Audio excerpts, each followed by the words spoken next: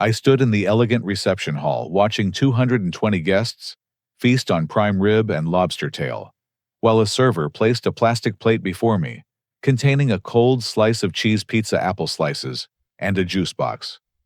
My mother, Patricia, leaned over with a venomous smile. "You should have paid the seating fee, Forrest." My sister, Ashley, radiant in her $15,000 gown, giggled from the head table. "Enjoy the leftovers, little brother." The humiliation burned deeper than any physical pain I had ever experienced. The cold pizza sat untouched, as memories flooded back each one, a reminder of how I had become invisible in my own family. Growing up, Ashley received everything while I lived in her shadow, watching our parents shower her with attention, praise, and, most importantly, money. Dad owned Rockwell Construction, one of the most successful building companies in our county, and Ashley had always been his pride and joy. When Grandma Helen died 2 years ago, she left an inheritance that should have changed everything for both Ashley and me. $400,000 split equally between her two grandchildren. I remember the lawyer reading her will, how she specifically stated that both Ashley and I deserved equal support to build our futures. Grandma Helen had worked 3 jobs her entire life, cleaning offices at night, taking care of elderly neighbors during the day, and doing laundry for wealthy families on weekends. Every dollar she saved came from backbreaking work and endless sacrifice. 6 months ago, while helping Dad organize his office files, I accidentally discovered bank statements that made my blood run cold. Ashley had been systematically withdrawing money from our shared inheritance account. Not just her half, but mine too. $320,000 had disappeared into her personal accounts over 18 months. I stared at those statements for what felt like hours, trying to make sense of the betrayal. When I confronted my parents, their reaction cut deeper than Ashley's theft. Mom accused me of being jealous and petty, insisting I was making problems where none existed. Dad brushed off my concerns, claiming it was just a misunderstanding, and that Ashley would straighten everything out eventually. They treated me like a paranoid child having delusions, rather than their son reporting a crime. Meanwhile, I worked 60-hour weeks at the rehabilitation center, where I served as a physical therapist, helping stroke victims and accident survivors regain their mobility. Every morning, I woke up in my tiny studio apartment, made coffee in a machine I bought secondhand, and drove my 12-year-old Honda Civic to work, praying the transmission would hold out another month. For years, I had been saving every possible penny, living on ramen noodles and generic groceries, counting on my inheritance as a down payment for a house. Ashley lived completely differently. She worked part-time at a boutique clothing store, spending her days arranging designer purses and her evenings at expensive restaurants. Her apartment in the upscale downtown district cost more per month than I earned in 6 weeks. When I asked how she afforded such luxury on a retail salary, she always laughed and said, "Family connections have their benefits." 3 weeks before the wedding, Ashley casually mentioned her celebration would cost $1.4 million. The number hit me like a physical blow. When I asked how she and Jake could possibly afford such extravagance, she smiled sweetly and said, "Family money runs deep, Forrest. Some of us know how to access it properly." 2 weeks ago, Mom called with the most insulting demand yet. Ashley required all family members to pay a seating fee of $800 to attend the reception dinner. $800 I definitely did not have, considering my stolen inheritance was funding Ashley's perfect day. When I protested, Mom's voice turned ice cold. "Ashley deserves a perfect wedding, Forrest. She has worked hard and made smart choices. If you cannot contribute properly to family celebrations, perhaps you should reconsider your priorities. Freeloaders are not welcome at premium events." I spent sleepless nights trying to figure out how to afford the fee. My savings account held exactly $237 after paying rent, utilities, and car insurance. Credit cards were maxed out from previous emergencies. I even considered borrowing money from colleagues, but shame prevented me from admitting my family was charging me to attend my sister's wedding. Unable to afford the fee, But unwilling to miss Ashley's wedding completely, I agreed to attend the ceremony only and skip the reception. I thought surely family love would prevail once everyone saw me there, supporting Ashley on her special day. I believed that despite everything we were still family, and family looked out for each other when it mattered. How wrong I was. The ceremony had been beautiful in its extravagance. The church was decorated with thousands of white roses and lilies transported specially from Ecuador, according to the program. A string quartet played classical music, while Ashley walked down an aisle covered in imported Italian silk. Her dress looked like something from a royal wedding with intricate beadwork and a train that required 3 attendants to manage. After the ceremony, I intended to congratulate Ashley and leave quietly. But as guests moved toward the reception venue, my cousin Diana grabbed my arm and insisted I join everyone for just a drink to celebrate. Before I knew it, I was swept along with the crowd into the most luxurious reception hall I had ever seen. Crystal chandeliers hung from vaulted ceilings, casting rainbows across marble floors.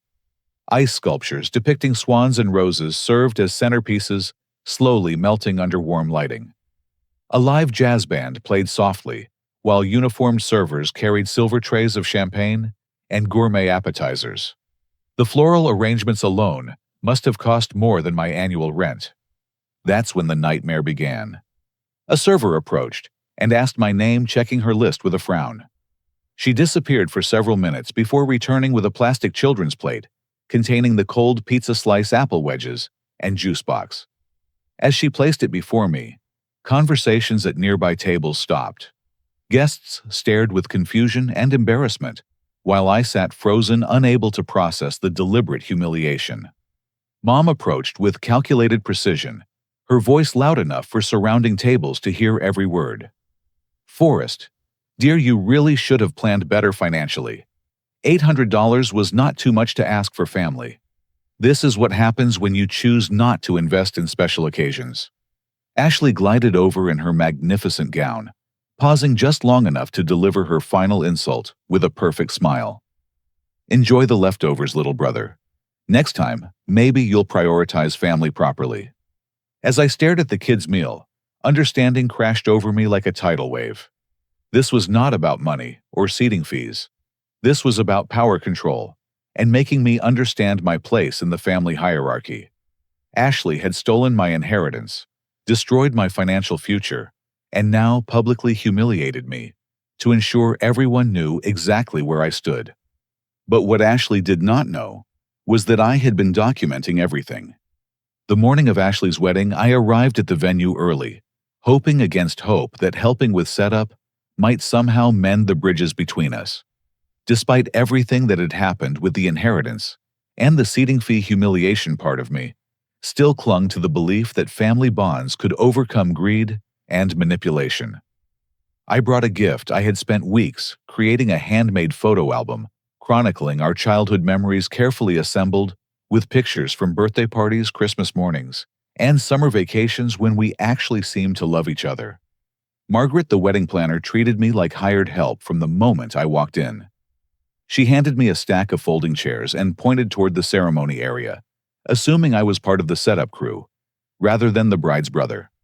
When I explained who I was, her expression shifted to barely concealed pity. "Oh, you must be Forrest. Ashley mentioned you might stop by to help. How sweet of you to volunteer your time." The condescension in her voice made my stomach turn, but I swallowed my pride and began arranging chairs as directed. Other family members arrived and avoided eye contact, offering uncomfortable smiles, before quickly moving away to chat with more acceptable relatives. The message was clear. I had become the family embarrassment. While organizing seating cards, I overheard my cousin Diana talking to a group of guests near the gift table. Her voice carried clearly across the room as she explained Ashley's version of recent family drama. Ashley warned everyone that Forrest has been having some mental health struggles lately. He's become obsessed with money and has been making false accusations about family finances. It's really sad, actually. Ashley tried to help him, but he got paranoid and started inventing these elaborate conspiracy theories about stolen inheritance money. The words hit me like physical blows. Ashley had not just stolen my money. She had systematically destroyed my reputation to prevent anyone from believing the truth. Diana continued her explanation to the fascinated guests. Ashley said Forrest has always been jealous of her success, but lately, he's been claiming she stole money that was never his to begin with. The poor thing apparently believes everyone is plotting against him. Ashley feels terrible about it, but she had to set boundaries for her own mental health. My Uncle Thomas, whom I had always respected and looked up to, approached me during a break in the setup work. His expression mixed concern with uncomfortable pity as he placed a gentle hand on my shoulder. Forrest, son, I heard you have been going through some difficult times lately. I want you to know that mental health struggles are nothing to be ashamed of. If you need help finding a good therapist, or even financial assistance for treatment, I would be happy to help. Sometimes our minds play tricks on us, especially when we are under stress. The kindness in his voice made everything worse. Uncle Thomas genuinely believed he was offering compassionate support to a mentally ill nephew, never suspecting that Ashley had manipulated him into pitying me rather than investigating her crimes. I thanked him quietly and walked away before my composure completely crumbled. When Ashley arrived for pre-wedding preparations, I approached her with the photo album, hoping the memories of better times might soften her heart. She glanced at the handmade gift, with the same expression she might reserve for a piece of garbage, then handed it to one of her bridesmaids without opening it. "Put this with the returns," she said dismissively. "We'll deal with it later." The bridesmaid looked confused, but accepted the album, clearly uncomfortable with Ashley's rudeness. I realized Ashley had probably told her wedding party that I was mentally unstable and gave inappropriate, obsessive gifts that should be handled carefully. Jake, Ashley's new husband, clearly believed the mental health narrative completely. When he spoke to me, his voice carried the overly careful tone people use with individuals they consider fragile or dangerous. He asked questions like, "How are you feeling today, Forrest?" and "Did you remember to take your medication?" treating me like a psychiatric patient rather than his new brother-in-law. The ceremony itself was a masterpiece of luxury and excess. 500 guests sat in chairs covered with imported silk cushions, watching Ashley and Jake exchange vows beneath an archway of rare orchids that probably cost more than most people's cars. A celebrity photographer captured every moment, carefully positioning family members for perfect shots, while systematically excluding me from group photos. When I tried to join the immediate family portrait session, Ashley whispered harshly, "Not now, Forrest. We want classic family shots." She moved away from me, ensuring I remained outside the frame of her wedding memories. The photographer, taking his cues from the bride, never invited me into any formal arrangements. During the cocktail hour between ceremony and reception, I watched Ashley work the room like a skilled politician, ensuring every moment was documented for social media. She positioned herself carefully to exclude me from candid shots, and when well-meaning relatives tried to include me in conversations, she smoothly redirected attention elsewhere. The most devastating blow came when I overheard Ashley talking to a group of college friends near the bar. Her voice carried the perfect tone of long-suffering concern as she explained her troubled brother situation. I really tried to help Forrest when his mental health started declining. He became obsessed with our grandmother's will and convinced himself I had stolen money from him. At first, I thought it was just grief over losing Grandma Helen. But then, he started making increasingly paranoid accusations. I had to protect myself by limiting contact, which obviously made his delusions worse. She paused dramatically, allowing her friends to murmur sympathetic responses before continuing. "The hardest part is watching him deteriorate while knowing that anything I do to help just feeds his paranoia. He interprets kindness as manipulation and sees financial conspiracies everywhere. I hope someday he gets the professional help he needs. But until then, I have to prioritize my own mental health and safety." The performance was flawless. Ashley presented herself as a caring sister, forced to set boundaries with a mentally ill brother, who had become fixated on imaginary financial crimes. Her friends offered comfort and praised her strength in dealing with such a difficult family situation. Not one person questioned whether Forrest's accusations might actually be true. As the cocktail hour progressed, I began to understand the full scope of Ashley's manipulation. She had not simply stolen my inheritance money. She had crafted an elaborate narrative that painted me as mentally unstable and financially obsessed. Every family member, every friend, every wedding guest had been primed to see me as a troubled individual whose accusations should be dismissed as symptoms of psychological illness. The wedding reception hall had been transformed into a wonderland that showcased exactly where my stolen inheritance money had gone. Crystal chandeliers imported from Austria cast sparkling light across hand-carved ice sculptures. The dance floor was constructed from genuine Italian marble, shipped specifically for this one event. Each table setting included fine china crystal glasses and silverware that cost more per place than I spent on groceries in a month. As guests found their assigned seats, I discovered my place at the children's table, in the far back corner, surrounded by Ashley's young cousins and family friends' toddlers. The other adults at nearby tables looked genuinely confused about why a grown man was seated with children under 10 years old. The deliberate humiliation was breathtaking in its cruelty. Servers began presenting the first course to delighted guests, describing each dish with theatrical flair. Seared scallops with caviar and microgreens accompanied by champagne, specially selected from a vineyard Ashley and Jake had visited during their engagement trip to France. The presentation was flawless, the ingredients obviously expensive, the execution worthy of a five-star restaurant. And then, my server arrived with the plastic children's plate. Cold cheese pizza, apple slices turning brown at the edges, a juice box featuring cartoon characters. The contrast with the gourmet meal being served to actual children at my table was so stark that the 8-year-old sitting next to me asked her mother why the grown-up got baby food while she received fancy dinner. That was when Mom delivered her perfectly calculated public humiliation, speaking loud enough for nearby tables to hear every word about my failure to plan better financially and pay the $800 seating fee. Her tone mixed disappointment with condescension, ensuring everyone understood that my treatment was the natural consequence of my own poor choices. Ashley's victory lap through the reception hall felt like watching a general survey, a conquered battlefield. She made sure to stop at every table, highlighting different aspects of the wedding's extravagance. The hand-selected wines from Napa Valley that cost $600 per bottle. The custom designer linens shipped from Paris. The imported roses that required special refrigerated transport from South America. With each detail Ashley mentioned, I mentally calculated costs that perfectly matched portions of my stolen inheritance. The flowers alone had cost $40,000. The venue rental and decorations ran another $60,000.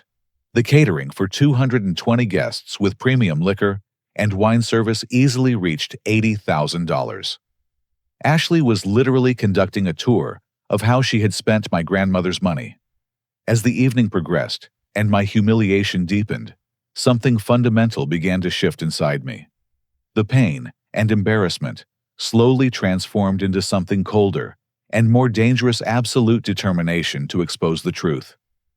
Ashley had not just stolen my money. She had stolen my relationships, my reputation, and my place in my own family. The time for hoping family love would prevail had ended. What Ashley did not realize was that I had been quietly preparing for this moment for months. The reception hall continued to showcase Ashley's theft with breathtaking extravagance. Each element of the celebration represented another portion of my stolen inheritance, transformed into a monument to her greed. Live jazz musicians played on a temporary stage constructed specifically for the evening, their fees undoubtedly running into 5 figures. Premium liquor flowed freely from bars stationed at each corner of the room, featuring top-shelf, whiskey imported vodka, and champagne that cost more per bottle than I spent on food in a month. I sat at the children's table, watching 8-year-olds receive gourmet meals, while my plastic plate remained untouched and tried to estimate the total cost of Ashley's perfect day. The imported Italian marble dance floor alone probably ran $30,000 for a single evening's use. The ice sculptures, hand-carved by artists, flown in from New York City, slowly melted under strategically placed lighting that created rainbow effects across their surfaces. Every detail screamed of money spent without constraint or consideration. Patricia approached my table with the predatory grace of someone who knew exactly how to inflict maximum damage with minimum effort. Her timing was perfect, waiting until conversations at nearby tables had naturally lulled, so her voice would carry clearly across the area. The smile she wore could have been carved from ice. "Forrest, darling, I hope you understand why we had to make different arrangements for you this evening. When family members choose not to invest properly in special occasions, compromises become necessary. $800 really was not an unreasonable request for someone who claims to care about family."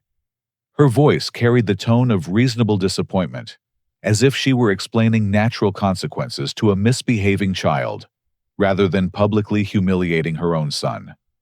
The nearby tables fell silent, guests clearly uncomfortable with the family drama unfolding before them, but unable to look away. Patricia continued her performance. "Ashley worked so hard to create this beautiful celebration, and she deserves to have family members who support her properly. Perhaps next time, you will prioritize family obligations over whatever else you choose to spend your money on."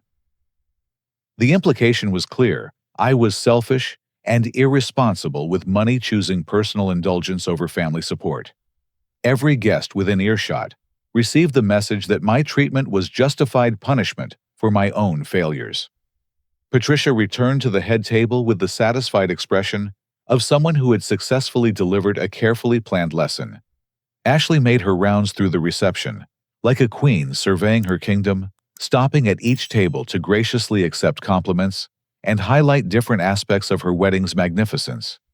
She moved with practiced charm, ensuring every guest felt acknowledged, while simultaneously showcasing the celebration's luxury. At the Miller family table, she mentioned the 12-piece jazz ensemble flown in, specially from New Orleans, and how they were the same musicians who had performed at a recent celebrity wedding. The Henderson family learned about the custom floral arrangements designed by the same artist who decorates the White House, and how each centerpiece took 6 hours to create. The Thompson table heard about the vintage champagne collection, and how some bottles were older than the bride and groom. Each stop on Ashley's tour highlighted expenses that corresponded perfectly to withdrawals from our inheritance account. The entertainment budget matched a $15,000 withdrawal from February. The floral costs aligned with a $40,000 transfer in March. The alcohol and catering expenses equaled the $60,000 withdrawal from April. Ashley was literally conducting a guided tour of my stolen money. Jake, slightly drunk on premium liquor purchased with my inheritance, wandered over to my table during a break in Ashley's victory lap. His conversation meandered through various topics, but one comment hit me like a physical blow to the stomach. "Man, Ashley is so lucky to have family money for all this. She told me your grandmother left her extra funds because she was always more responsible with finances. Smart lady, that grandmother of yours. She really knew how to pick the right grandkid to trust with serious money." The casual way Jake delivered this information revealed how thoroughly Ashley had rewritten history.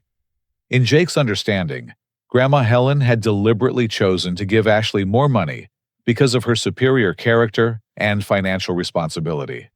The truth that Helen had specifically insisted on equal treatment for both grandchildren had been completely erased from the narrative. When the professional photographer began capturing formal family portraits during dinner, I experienced a new level of systematic exclusion. Ashley clearly had given specific instructions about my participation in wedding memories. Each time the photographer called for family groupings, I was politely but firmly asked to step aside or wait over there while pictures were taken. "Let's get the immediate family first," the photographer would announce, then proceed to photograph Ashley's parents, aunts, uncles, and cousins, while I stood watching from the sidelines. When I tried to join the group, Ashley would catch my eye and shake her head almost imperceptibly. Her message unmistakable: "You do not belong in these memories." During one particularly painful moment, the photographer called for all the grandchildren to honor Grandma Helen's memory. Ashley posed beautifully with our cousins, holding a framed photo of our grandmother, while I stood excluded just outside the camera's range. The symbolism was devastating even in death. Grandma Helen's memory was being used to justify my exile from the family. As dinner progressed through multiple elaborate courses, I watched servers present each dish with theatrical precision. The appetizer course featured seared duck breast with cherry reduction and microgreens arranged like abstract art on bone china plates. The soup course brought truffle bisque, served in bowls that probably cost more individually than my monthly utilities bill.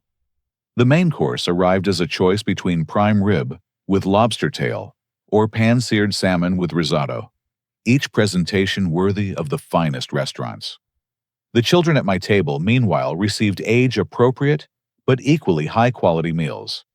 Chicken tenders that were clearly hand-breaded and prepared by professional chefs, sweet potato fries cut from actual sweet potatoes, and fresh fruit arranged in appealing presentations. Even the children's menu reflected the wedding's luxury standards, making my cold pizza slice look even more deliberately insulting by comparison. During the soup course, I excused myself to use the restroom, needing a brief escape from the ongoing humiliation. As I walked past Ashley's chair, her purse fell from a nearby table, spilling its contents across the marble floor. I immediately knelt to help gather her belongings, an automatic courtesy, despite everything she had done to me. That was when I saw the manila folder. Mixed among lipstick breath mints and wedding day emergency supplies was a folder containing receipt copies that made my blood freeze. Payment confirmations for wedding vendors, all clearly showing transactions from the joint inheritance account that should have been split equally between Ashley and me. The venue deposit paid from account number ending in the same 4 digits I had memorized from countless sleepless nights, studying bank statements. The catering advance drawn from the same account. The floral arrangements, the photographer, the music, the liquor, all paid for with money that belonged to both of us. As I handed Ashley her purse, she seemed completely unaware that I had seen the smoking gun evidence of her theft. She thanked me with the same dismissive politeness she might show to helpful staff, then returned to her conversation with Jake about their upcoming honeymoon to Bora Bora, another expense undoubtedly funded by my stolen inheritance.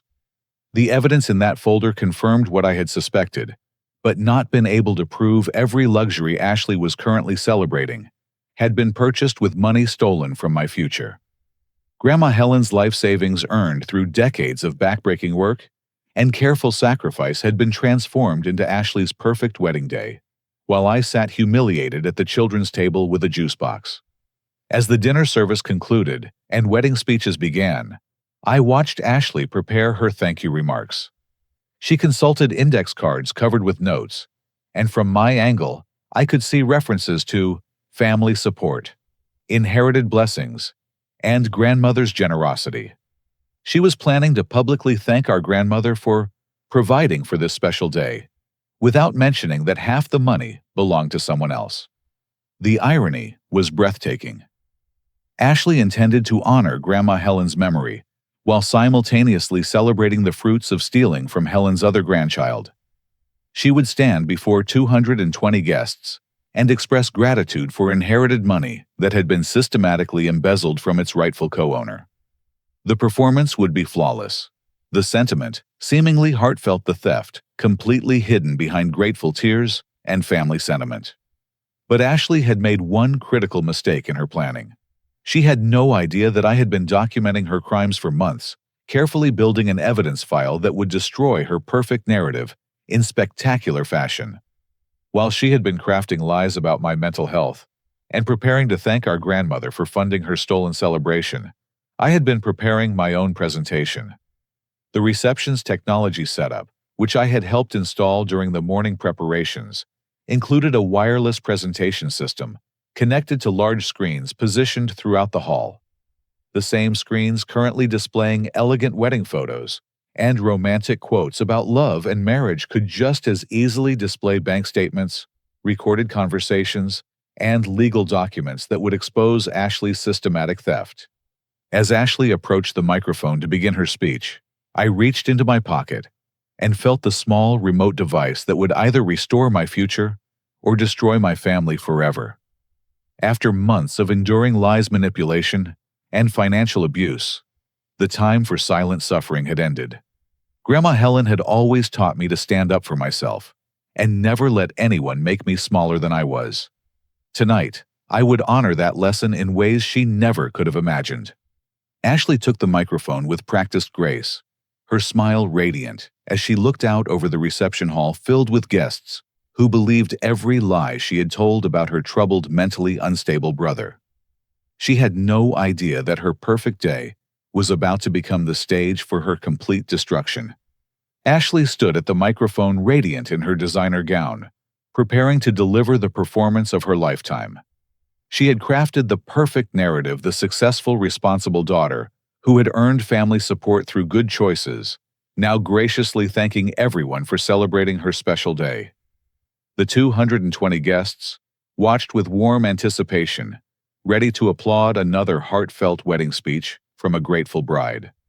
What Ashley did not know was that the foundation of her perfect life had already begun to crumble. For months, since discovering the first evidence of Ashley's theft, I had been quietly building a case that would expose every lie she had told.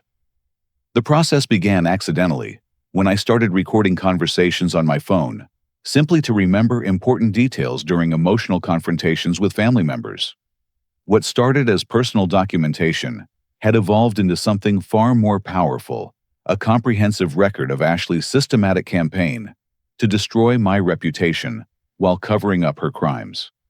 The night I found the bank statements showing Ashley's withdrawals from our inheritance account, I immediately began researching legal options for recovering stolen money. Every lawyer I consulted emphasized the same critical point: accusations of financial abuse within families require overwhelming evidence to overcome emotional manipulation and character assassination.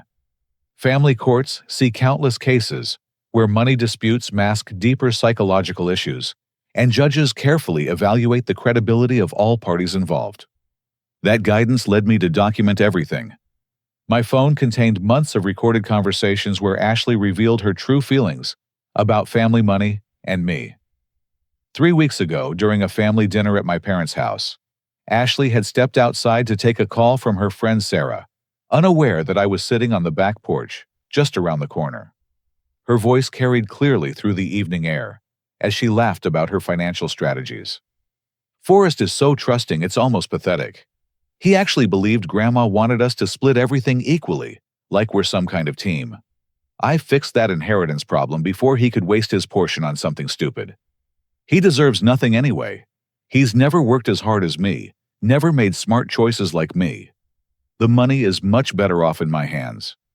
That conversation was recorded in crystal clear quality, capturing not just Ashley's admission of theft, but her complete lack of remorse or family loyalty. Additional recordings documented her laughing about my financial struggles, discussing plans to exclude me from family events, and strategizing with our mother about how to discredit my accusations. But audio evidence was only part of my preparation. Emma, my girlfriend, who had supported me through every dark moment of family betrayal, had helped me organize digital copies of every relevant document. Bank statements showing the pattern of unauthorized withdrawals. Grandma Helen's will clearly stating equal inheritance for both grandchildren. Email correspondence between Ashley and various wedding vendors showing payment from the joint account. Even security camera footage from my parents' house showing Ashley entering Dad's office to access financial documents without permission. The most damning evidence was Ashley's own written communication. Text messages to our mother discussing how to handle Forrest's accusations and make them appear to be symptoms of mental illness.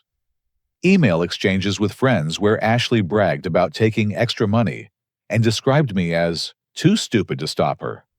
Social media posts showcasing expensive purchases made during the same weeks. Money disappeared from our inheritance account. Beyond the theft itself, I had documented Ashley's systematic character assassination campaign. Screenshots of social media conversations where she told friends and family members about my supposed mental health problems. Recorded phone calls where she encouraged relatives to treat me with pity rather than respect. Even video footage from family gatherings showing how she deliberately excluded me from photos and conversations while appearing concerned about my well-being. The technology required to expose Ashley's crimes was surprisingly simple. During the morning setup, I had connected my laptop to the venue's wireless presentation system, uploading a comprehensive slideshow to cloud storage that could be accessed from any connected device. The presentation contained every piece of evidence organized chronologically to tell the complete story of Ashley's theft and manipulation. Emma had helped me anticipate potential technical problems, creating backup copies of all evidence that were emailed to multiple family members with delayed delivery times. Even if Ashley managed to cut off my presentation or destroy my phone, the truth would reach Uncle Thomas' cousin Diana and 3 other relatives during the reception itself. Multiple delivery methods ensured the evidence would spread regardless of any immediate damage control attempts. As Ashley began her thank you speech, I reflected on the journey that had brought me to this moment. Months of sleepless nights wondering if I was imagining the family dynamics that made me feel crazy. Weeks of second-guessing myself as Ashley's mental health narrative gained acceptance among relatives who should have known me better. Days of agonizing over whether exposing the truth would destroy relationships that might somehow be salvaged. But sitting at the children's table with a cold slice of pizza while watching Ashley celebrate her theft had crystallized my resolve. This was not about revenge, or even justice in the traditional sense. This was about truth, about refusing to let lies define my reality, about honoring my grandmother's memory by ensuring her hard-earned money served the purpose she intended. Grandma Helen had worked 3 jobs her entire adult life, saving every possible penny for her grandchildren's futures. She cleaned office buildings at night, cared for elderly neighbors during the day, and took in laundry on weekends, all so Ashley and I could have opportunities she never had. Her final words to me were a promise I had never forgotten. Stand up for yourself, Forrest. Never let anyone make you smaller than you are. Tonight, I would keep that promise. Ashley's speech began with gracious acknowledgement of family and friends who had supported her journey to this special day. She thanked her parents for their guidance, and loved her new husband for his patience and devotion, her wedding party for their loyalty and assistance. Each acknowledgement drew warm applause from guests who genuinely cared about her happiness and success. Then, Ashley shifted to discussing family history and the importance of inherited blessings. She spoke about our grandmother with apparent emotion, describing Helen as a woman of strength and wisdom who had always believed in investing in family futures. The irony was breathtaking. Ashley was publicly honoring the grandmother whose money she had stolen from her other grandchild. As Ashley continued her performance, I stood up slowly, feeling the weight of the presentation remote in my pocket. 220 guests watched expectantly as I walked toward the front of the room, assuming I was approaching to give a traditional brother's speech supporting the bride. Ashley noticed my movement and smiled encouragingly, completely confident in her control over the narrative. But confidence, I had learned, was only as strong as the lies supporting it. Ashley finished her speech to enthusiastic applause, her performance flawless in its blend of gratitude and gracious emotion.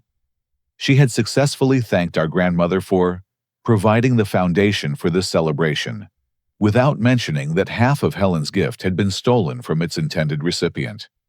The guests responded with warmth and admiration for a bride who seemed genuinely appreciative of family support and inherited blessings. As applause died down, I approached the microphone with calm determination. Ashley handed it to me with a confident smile, assuming I would deliver a supportive brother's speech that might help repair our damaged relationship. The guests settled back in their seats, expectantly ready to hear traditional sentiments about family bonds and wedding day happiness. "Good evening, everyone," I began my voice carrying clearly through the sound system. Thank you all for celebrating this beautiful, expensive evening with Ashley and Jake. I have something special to share about family love and what really makes celebrations like this possible. I gestured toward the large projection screen that had been displaying romantic photos throughout the reception. The screen flickered to life with my presentation, immediately capturing every guest's attention as the first slide appeared, a legal document with official letterhead that everyone could easily read. The room fell silent as guests realized they were looking at our grandmother's will, clearly stating that $400,000 should be split equally between Ashley Forrest and Forrest Rockwell, her beloved grandchildren. The document included Grandma Helen's handwritten note, expressing her hope that both of us would use her gift to build strong foundations for our adult lives. Gasps rippled through the crowd as guests processed the implications. Ashley's face drained of color as she stared at the screen, finally understanding that her carefully constructed lies were about to be methodically destroyed in front of everyone who mattered to her. "Turn it off!" Ashley shrieked, lunging toward the projection equipment. "This is private family business. Turn it off right now."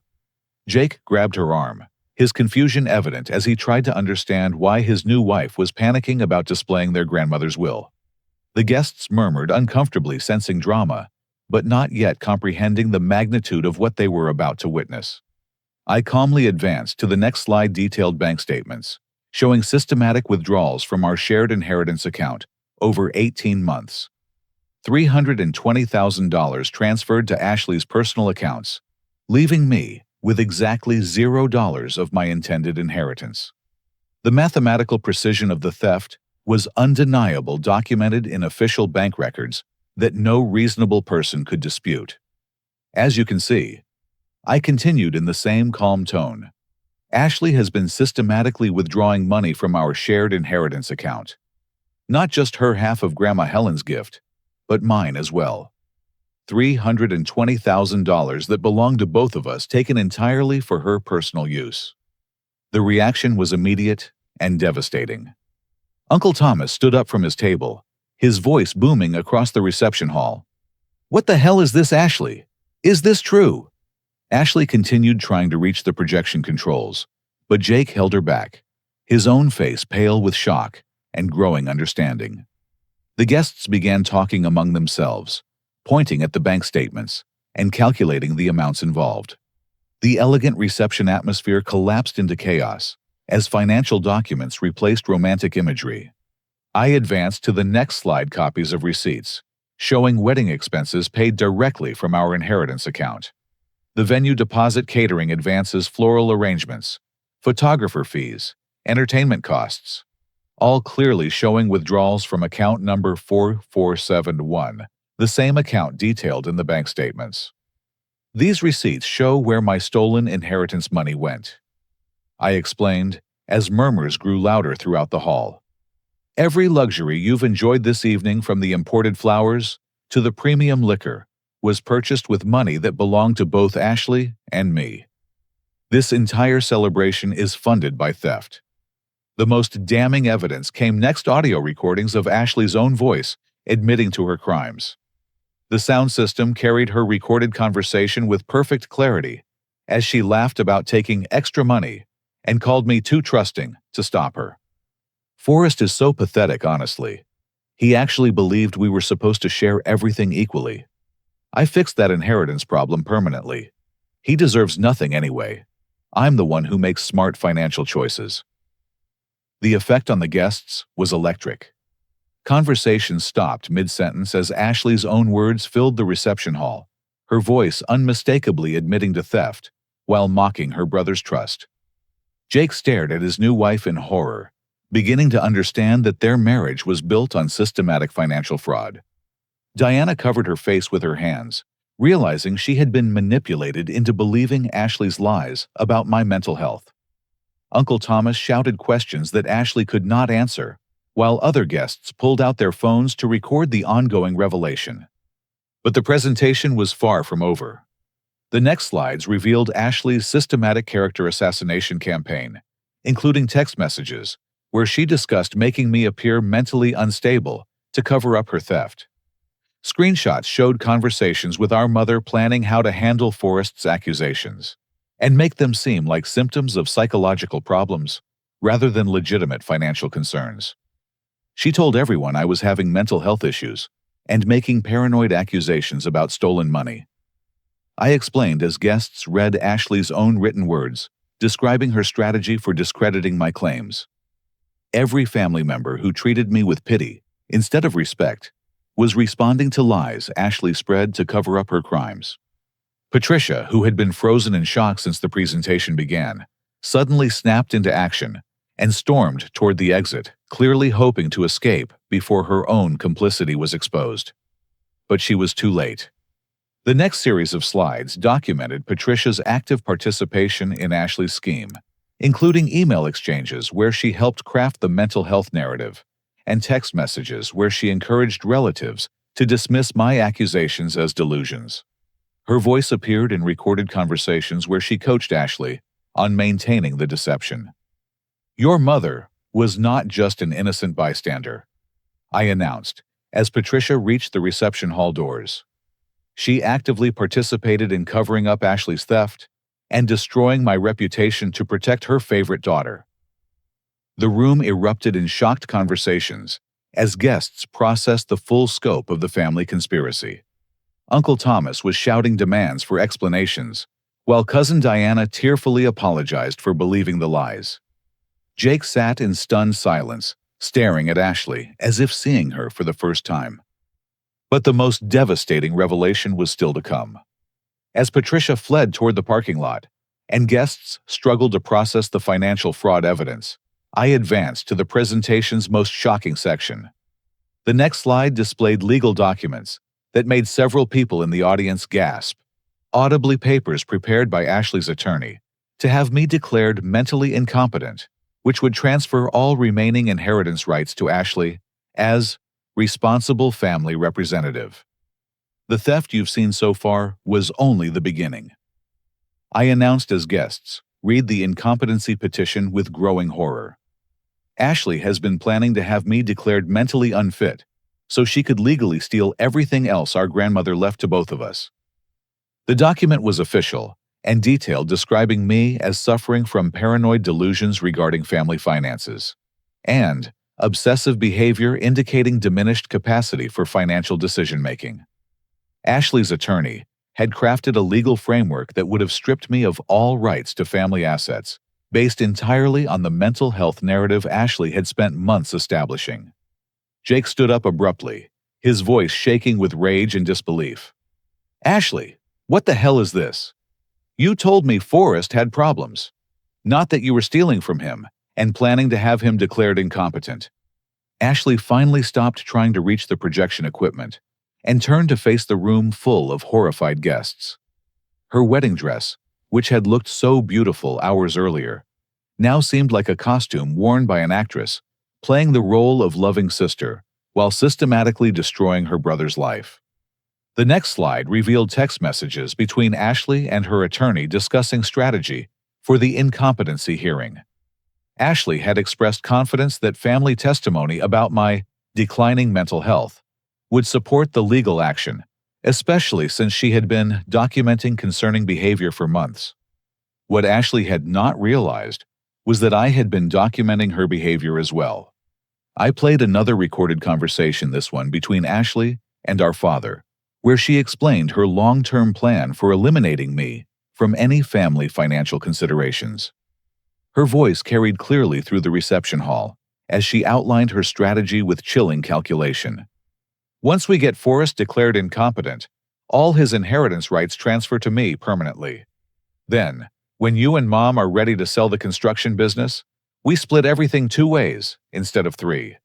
Forrest gets nothing, which is exactly what he deserves for being weak and unsuccessful." The audio revealed a level of premeditation that shocked even guests who thought they understood the situation. This was not impulsive theft or sibling rivalry, but a carefully orchestrated campaign to permanently destroy my financial future while maintaining Ashley's image as a concerned sister dealing with a troubled brother. Robert, who had been sitting in stunned silence throughout the presentation, suddenly stood and walked toward the front of the room. His face showed the resignation of someone who realized his participation in the conspiracy was about to be exposed. Before I could advance to the slides documenting his complicity, he raised his hand and spoke. "Stop," Robert said, his voice barely carrying through the sound system. "Just stop. I need to say something." The reception hall fell completely silent as my father approached the microphone. Guests leaned forward, anticipating either a defense of Ashley or an admission of guilt. What they heard was something far more devastating. "Everything Forrest is showing you is true," Robert confessed, his voice breaking with emotion. "I knew about Ashley taking the inheritance money. I signed papers allowing her access to accounts that should have been protected. I believed Ashley when she said Forrest didn't deserve equal treatment because he never worked as hard or made smart choices like she did." The confession hit the reception like a physical force. Several guests audibly gasped, while others pulled out phones to record Robert's admission. Ashley stared at her father in horror, realizing he was destroying any possibility of denying the evidence against her. Robert continued his confession with increasing emotion. "I thought Ashley deserved more support because she seemed more successful, more responsible. I convinced myself that Helen would have wanted her money to go to the grandchild, who could use it properly. I was wrong about everything." The impact on the family relationships was immediate and catastrophic. Uncle Thomas stood and pointed an accusing finger at Robert.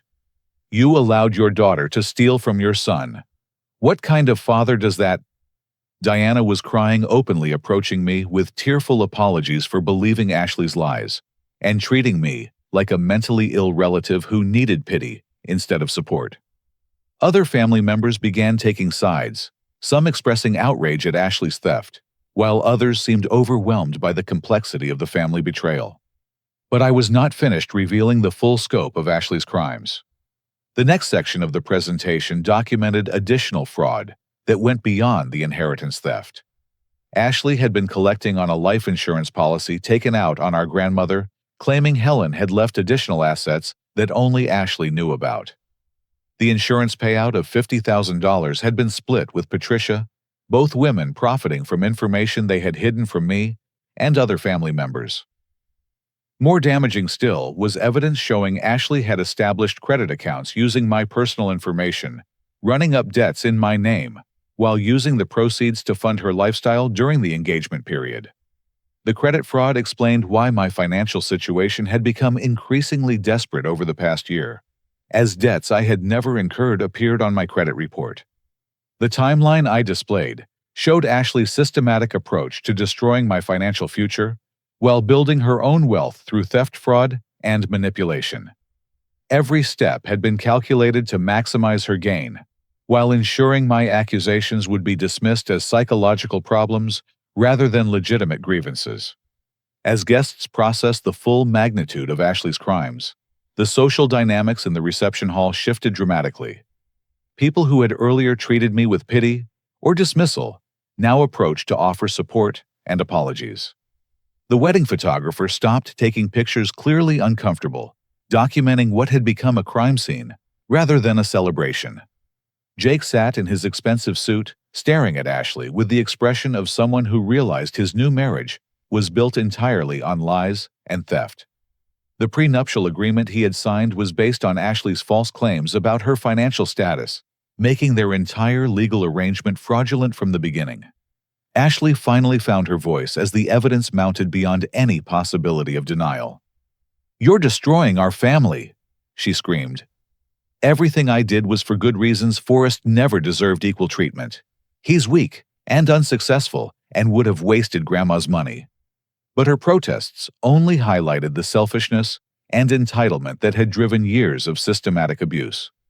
The guests had seen bank statements, heard recorded confessions, and witnessed the legal documents proving premeditated fraud. Ashley's attempts at justification sounded like exactly what they were: the desperate lies of someone caught in crimes she could no longer deny. Police sirens began wailing in the distance as someone had called authorities to report the financial crimes being revealed at the wedding reception. Ashley's perfect day was about to end with criminal charges and public disgrace, the natural consequence of years spent stealing from family while maintaining false appearances. The police sirens grew louder as officers responded to multiple calls from wedding guests who had witnessed Ashley's recorded confessions and demanded immediate investigation of the financial crimes. Within minutes, 3 patrol cars arrived at the reception venue, their flashing lights casting red and blue reflections across the crystal chandeliers that Ashley had purchased with stolen money. Detective Maria Santos approached me, while her colleagues began interviewing witnesses who had recorded portions of the presentation on their phones.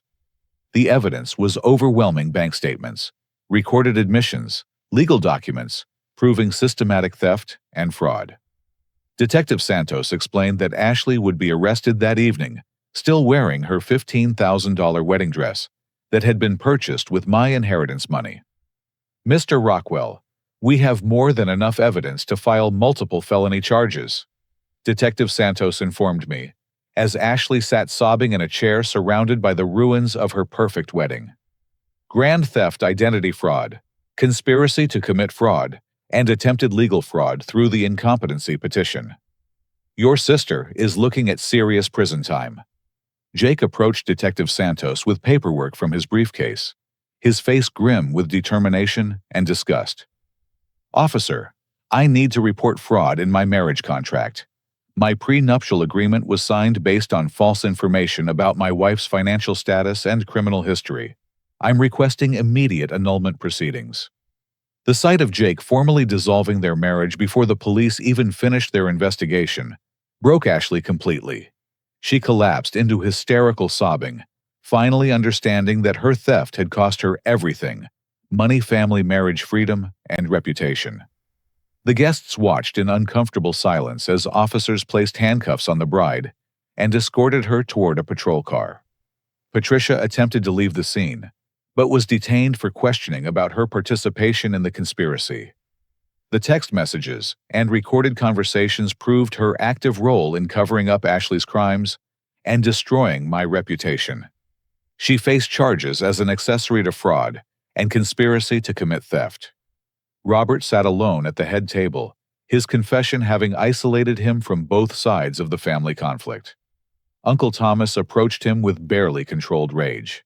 "You are dead to me, Robert. Allowing your daughter to steal from your son, helping her destroy his reputation.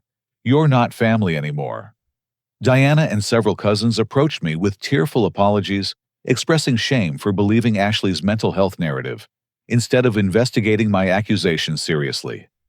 The family members who had treated me with pity and condescension now understood they had been manipulated into participating in my abuse through their misplaced sympathy. Within 1 week of Ashley's arrest, court orders froze all her financial accounts and began the process of asset recovery. The stolen inheritance money was restored to my accounts with interest and penalty payments.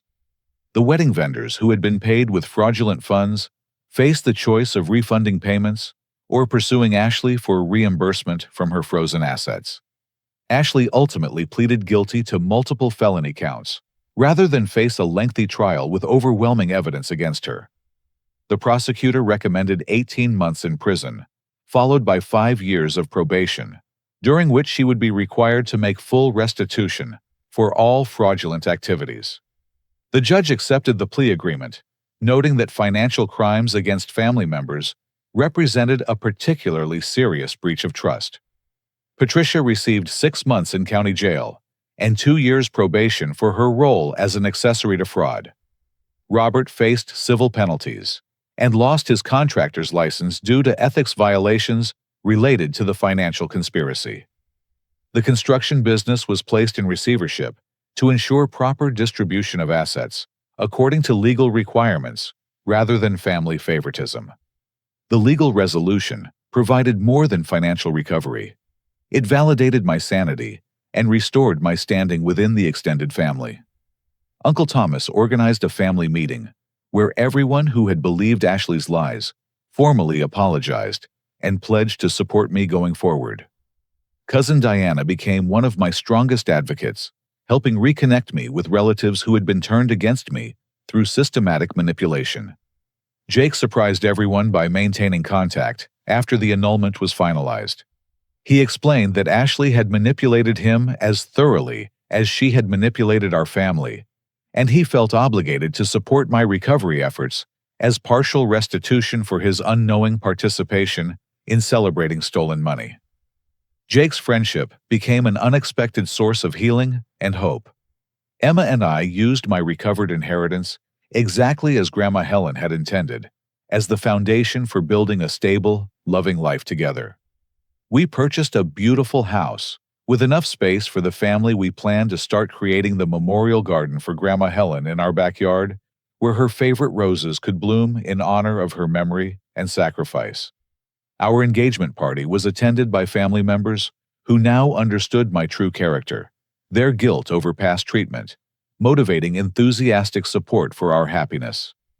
The celebration was modest compared to Ashley's stolen extravaganza, but it was built on genuine love and honest money, making every moment more meaningful than Ashley's fraudulent luxury. I opened my own physical therapy practice with the financial stability my inheritance provided, finally able to pursue professional independence without the crushing stress of stolen assets. Several family members who had previously believed Ashley's lies became my first patients, their support helping establish a successful business built on trust and competence, rather than manipulation and theft. Reports from prison indicated Ashley struggled significantly with the loss of luxury and attention that had defined her identity. She wrote multiple letters begging for forgiveness and promising to change, but I chose healing over continued contact with unrepentant criminals. Some relationships cannot be rebuilt when they were founded on systematic abuse and betrayal. Patricia and Robert's marriage deteriorated rapidly under the stress of legal consequences and family ostracism. They were forced to sell their house to pay legal fees and civil judgments, finally experiencing the financial insecurity they had helped inflict on me through their favoritism and enabling of Ashley's crimes. The family home where I had grown up was lost due to their choices and complicity. 2 years after the wedding reception revelation, Emma and I hosted Thanksgiving dinner for the family members who had chosen truth over comfort. Uncle Thomas, cousin Diana, Jake, and several others gathered around our table to celebrate gratitude, healing, and the importance of standing up for justice, even when it requires painful honesty about family failures. The holiday gathering included a special remembrance for Grandma Helen, whose hard-earned money had finally served its intended purpose of building strong foundations for her grandchildren's futures. We shared stories about her work ethic, her generosity, and her insistence that family members should support each other's success rather than exploit each other's trust. As I looked around the table at people who had chosen relationship based on truth rather than enabling lies, I understood that real family is not determined by blood connection, but by mutual respect, support, and commitment to each other's well-being. Ashley, Patricia, and Robert had forfeited their place in my life through their choices, but the family I had built with Emma and maintained with honest relatives was stronger and more meaningful than anything genetics could provide. The greatest lesson from my experience was Grandma Helen's wisdom about standing up for yourself and never allowing anyone to make you smaller than you are.